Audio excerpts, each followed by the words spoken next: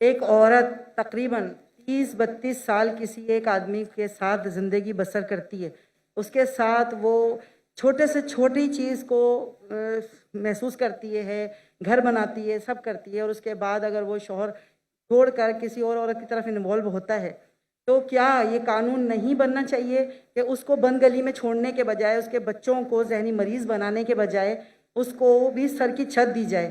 کیونکہ یہ ضروری نہیں ہے کہ ہر عورت دوسری مرد کی طرف جانا چاہے، اور وہ اپنے بچوں کے ساتھ رہنا چاہتی ہے، جبکہ مرد اس سے بچے بھی چھیننا چاہتا ہے، اسے بدنام بھی کرنا چاہتا ہے اور کورٹ کچہری کے دھکے بھی کھلوانا چاہتا ہے۔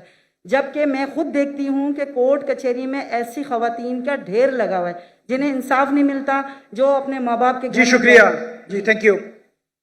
ان کا سوال تھا کہ ایک عورت اپنے شوہر کے ساتھ رہتی ہے 32 سال اور بچوں کی دیکھ بھال کرتی ہے، پھر کچھ سال بعد وہ چھوڑ کے دوسرے سے بیوی سے شادی کرتا ہے، تو اس کا فرض نہیں ہوتا ہے کہ وہ بچوں کو دیکھے؟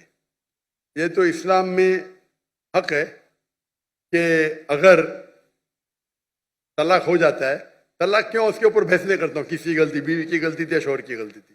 بیوی بولیں گے شوہر کی غلطی ہے، شوہر بولیں گے بیوی کی غلطی ہے۔ کبھی ملا ہی نہیں جس نے بولا میری غلطی ہے، کچھ لوگ ملتے بہت کم لوگ۔ تو جب طلاق ہوتا ہے تو ہر کوئی دوسرے کو کوستا ہے۔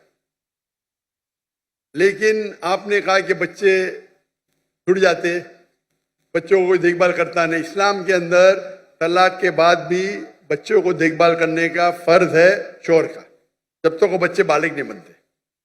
یہ بیسک رولنگ ہے، اس میں کوئی دو رائے نہیں۔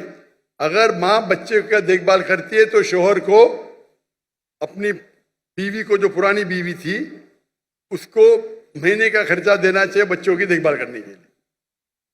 یہ کامن ہے، اس میں کوئی دو رائے نہیں ہے۔ تو اس کے لیے آپ کو لیگل سسٹم اسلام میں، اس میں پوری اس کی پوری تفصیل ہے۔